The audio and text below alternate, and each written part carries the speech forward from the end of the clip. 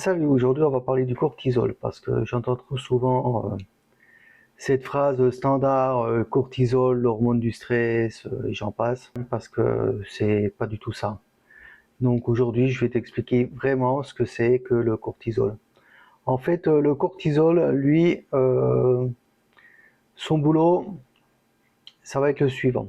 Nous dans l'organisme on a trois énergies principales. On fonctionne grâce au glucose, aux lipides et aux protéines. Et en fait, le cortisol, lui, son boulot, il est simple, c'est d'ouvrir les vannes, des réservoirs. C'est-à-dire que quand notre organisme il sent qu'il a besoin d'énergie supplémentaire, ben, le boulot du cortisol, lui, c'est tout simplement d'ouvrir les vannes. C'est-à-dire que, en fait, c'est bien pour ça que c'est pas l'hormone du stress.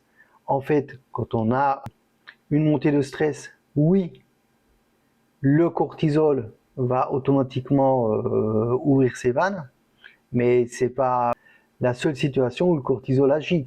Le cortisol, en fait, lui, son premier boulot, ça va être de monter, par exemple, le matin, parce qu'on va rentrer en activité physiquement ou au niveau cérébral, etc. Donc, lui, il se prépare déjà à pouvoir ouvrir les vannes pour avoir cet apport suffisant pour fonctionner. C'est pareil en sport.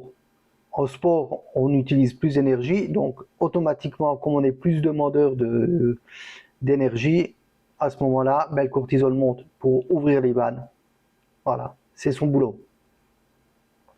Et donc, cette hormone, elle a rien de dangereux. Il n'y a pas besoin de faire peur. Voilà, c'est en fait l'hormone utilisée en ce moment pour faire du marketing. Si vous avez un problème de sommeil, c'est le cortisol. Si tu as un peu trop de ventre abdominal, c'est le cortisol. Si tu es fatigué, c'est le cortisol. Absolument pas. Absolument pas. Donc le cortisol n'a absolument rien à voir là-dedans. En fait, le gros problème, et ça restera toujours le même, c'est l'insuline. C'est-à-dire que, en fait, les personnes qui mangent trop, en plus, si vous consommez trop de sucre, trop de glucides et autres, en fait, votre insuline, elle monte.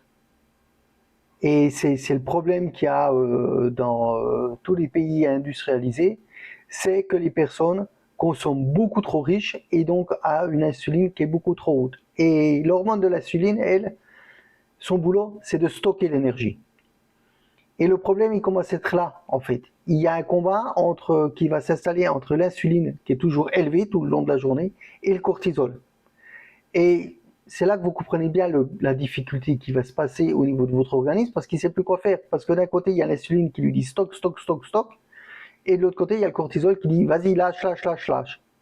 Donc, le conflit se fait là, en fait, entre cette insuline et le cortisol.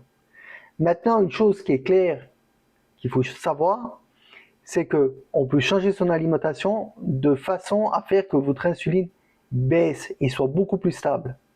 Alors que le cortisol, lui, ben vous ne pouvez pas faire grand-chose contre le cortisol, puisque lui, son boulot, c'est d'ouvrir les vannes quand vous en avez besoin. Donc c'est bien ça qu'il faut comprendre. C'est que le cortisol, lui, il fait son taf.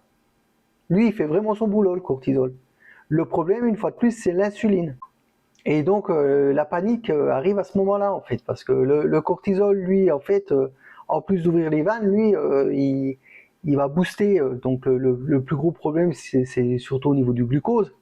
En fait, le cortisol, lui, quand il monte, il envoie un message clair en fait au foie pour lui dire produis du glucose, parce qu'il faut du glucose là. Donc produit, produit, produit, produit. Et de l'autre côté, eh bien l'insuline, elle va lutter contre cette production de glucose. Et c'est bien là que vous vous rendez compte, quand je vous l'explique de cette manière-là, que c'est là que le problème commence à arriver. C'est ce conflit qu'il y a entre l'insuline et le cortisol. Mais le cortisol, lui, dans l'absolu, n'est pas un problème. Votre problème primaire, c'est vraiment l'insuline. Donc, pour faire descendre cette insuline, la manière la plus radicale, c'est le régime carnivore. C'est-à-dire que vous arrêtez de manger tout végétaux, vous arrêtez de manger des fruits, vous arrêtez de manger des végétaux. Et c'est vraiment ce côté de manger zéro sucre.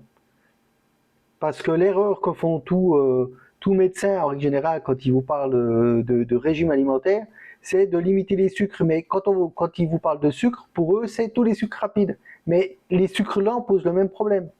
C'est-à-dire le riz, les pâtes, tout ce qui est glucides, pareil.